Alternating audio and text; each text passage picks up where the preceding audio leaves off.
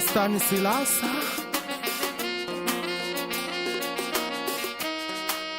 Eugène Assime,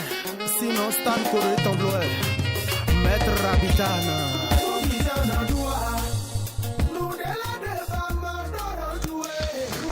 Meche todo mi tole mi kudu azangagbe azan foton koloko godo Sophie Prosome mi me ya gbo pe tole mi na don mi lo jiro planète yo Pluton e mi na gwa lo na super sipole bodun gege na ti bo mi na pon mi de bona de ouversin vezan mi de tome o me ma do aso alo me ma do asia mi na don lo jiro planète lokoloko ene e na gwa lo mi do won isi apape bo me na asun mi yo mi na pe me mon koton bo kan do mi lo jiro akwesi apape yo mi ni tun ko mo lo jiro gbesi azangbe yo no gege na ti bo mi soro te o tara gbe na tin mi do ali energy jo mi kan to azo mi to si apape so no didon no da ho didon tin mi bo mi kan bo do deji bo kan do ko me agbozu kameton do ji an to lo jo gbesi azangbe yo kan ko lo me di o mi me toro le mi na mo lo jiro nu kiko ajiji o na tin la super potent planet yo Neptune planet mo koton na gwa lo mi mo ko me sinde mo na wa ko ndomi to me no igbe ya mo na do we me ma do aso alo ko me ma do asia le planète Vénus sur planète mon coton et dit le jour et mina gwa lo mi o mi de kwa su mi de ko sunu e mina mo alo yo mi na mo ko mi to na jeji mi bo kala do mi la kwesi apako yo mi ni topology planète yo Pluton do mi na gwa lo mi e ka gwa lo mi yo mi na mo lo jiro ouvert de na ouvert bana to tagban mi le yo de mi kula lo de jio mi na mo solution no ouvert mi to le bi planète Uranus yo e dit le mi na gwa lo mi lo na me na lo gan isi apako o mi na lo kan jiro agbazabe mi so si phenomena mi me nje mo legon mo na do mi me we do bule do jiro mi ni blo tede mo to jiro egbesi azangbe yo mi me odo aso alu mi me odo asi o ko me sin pede na wa mi tetin mo kala do no do jiro ani tun kun lo jiro ni e kan do jiro ado nu mo gbo ebo wajan ko do wajan lo nu mo gbo do asuto sin apapo ala situation apapo yo e ku kuna inde bo me mo ko ton e so na igbe na o mo na do no do jiro ani tun kun lo jiro asupa si ko sin apapo lo po mi na tro ni ko me sin o pere ka ode yo e na lo sin wo de gonda yo planète Neptune odo di radio mi ni tun kun lo jiro mi na so ai mi ton lote mo na tro no mi ya be akwedo bi yo e mi do na ni tabe po e cho be akwedo mo ko ton me no ma ouvert na supo cho mi ka vodo mi lo ji planète Saturne odi so e di lo ji bi na gwa lo mi ba zo mi to se alijon ko ina tin ni o me ka lo agasa yin yo mo ma do aso aro bo ma do asia mi na do no ko mo lo jiro ni to le gege na yiwa bo no ya to ko lo jiro nde bu de alu bi ba yo ako kanton mo kanton e kana ji asinwe lo po de po o lo jiro animajo we de do mo wuli bo no we de bo tun lo jiro kan ko lo medion no ko me sin de buwa mi na te po mala do deji tra la yin akwesi apape we bo yin do ko dudu de alo le bo mi do na ma be to mi tonton alo no mi tonton e lo mi ni blo tete do ko me si ona supo mo kala do no we me kini lo jiro ani tun lo we me ko do aso alo we me do asio kondo po enatino super potent mo ko me sin de bu de ko me sin na je vivoji o mi na bo wuli bo mi de goran mo kala do lo jiro akwesi apape yo ani tun ko lo jiro ni to le gege na wiwa onu ya le ya te po blo jan yo amulo jiru de jina into itanda mi kala do lo ji ani blo tun lo jiro wenu ya ide na wa ito me bo na ndo jiro aso to si apapo yo e do we ma kokun o woni ka ye ni ojibo blo nu ya le o akra mo lu deji mo kala do we me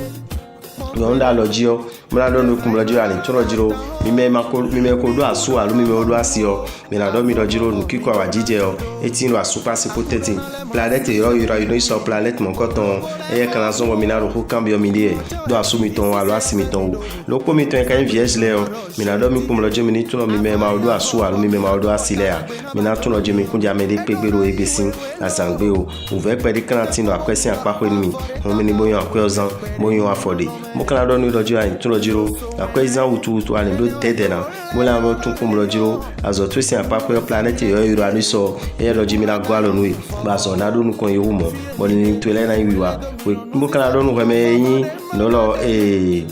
we me yin no lo we me yin no dagan mo na do nu kum lo jiro ani tun kum lo jiro kan ko lo me din o mi me ko do aso alu mi me odo asio nu gege na timbo mi na do mi na ja biblogbe bo na so do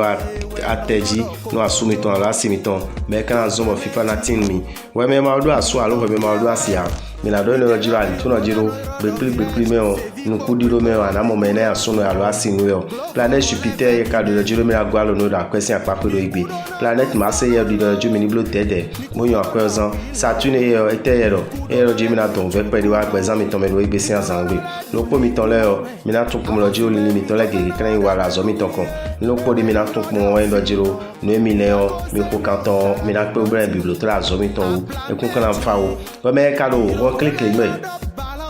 mlo gbe mi ton se yo bodo aso alo bodo asio me la do no jiro aligege na hunwe ba aligege sin hun enu kan don kiko wa asopa si potenti no wendo mi ton me ba me ma do aso alo we me ma do asia me la do no jiro pe me de ba pe me to lo anje wa yin mo ko tonji e ka lo jiro ni mo blo tete bo yon afode chu akran to kum lo jiro akwesi apa ko yo jire lo no we de ade yo we na zon bo no e ba de yo ala to blan yin mi monto mo kan to lo jiro ve pe de kan tin no we pro azogbe to le potenti lọ́pọ̀ de na biọ́ kún ẹlọ́ jiro ànìmá fòsùn ó tẹ́ kún mọ́ lọ jìrè ló wẹ̀lẹ́ o mọ́lá dọ́nù ẹ̀mẹ́ yín Sagittaire ọdọ́ jiro àní tún kún mọ́ lọ jiro kẹ́kọ̀ọ́ ìlọ́mẹ̀dì ọmọ ìmẹ́rẹ́ Sagittaire yín ẹlẹ́ ọ mìnà dọ́nù mi kún mọ́ lọ jiro àsì gègé ló finẹ́ mọ́lá tó ta gbanú ni bọ́ ní nǹkan wíbo mi lè jẹun ọ mìnà mọ́ lọ jiro lílé mi tọ́lẹ̀ gègé náà ìwà ló planète Jupiter ẹ̀dẹ́ náà mẹ́ta la gbé ọ ẹ̀ náà gbọ́ àlọ́ mi lò alẹ́ energy mo kana do weme ko do asu alo weme do asio lojo mi ni tun kun lojiro nuki kwa wajije o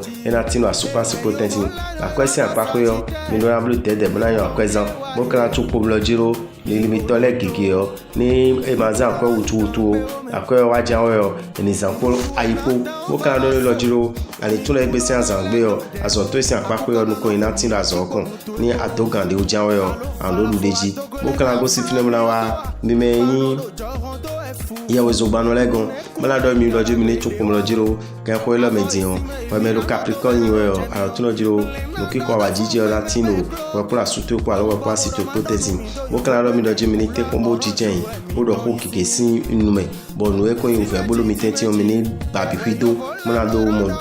te mala mo suivi mi de ton wa me ma ka do aso alo me ma do asia mi la do no lojo ale tun lojiro won isi apako no keke na fe onu do igbesi azangbe planète kayo Mercure planète mon coton et di lojiro mi ni te kombunu akoizan wutu akoizan ma lo tade ma do walo mon coton de budo igbesi azangbe o mo kan tun no keke na di ora zo meton sin aliji e ba ka jo mele to jan o do de jine meton wa me ka lo 50 ans we mi la do no lojiro ale tun kum lojiro egbe yo ani blo tede o tun lojiro no e alele keke na ti mo na ko dowe mo kan do we me yin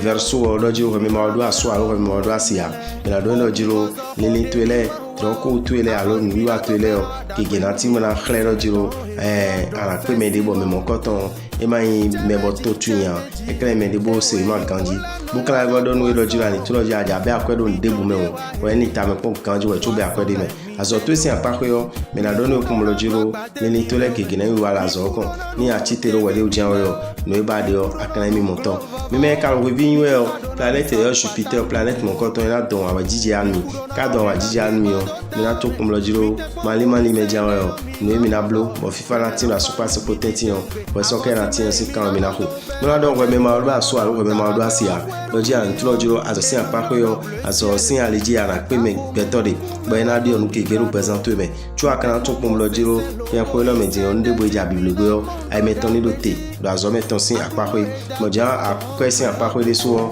eni to ko mo lojiro talagbe na tinu me ni ka danza ko jan yo eni bole wodo nu yen season keke bolo jide do me de o mi na do gbe lo polopo mi ton mo na do mi ko mo lojiro gbe sin ai ron me o gan lo po medion mi na pe lo fite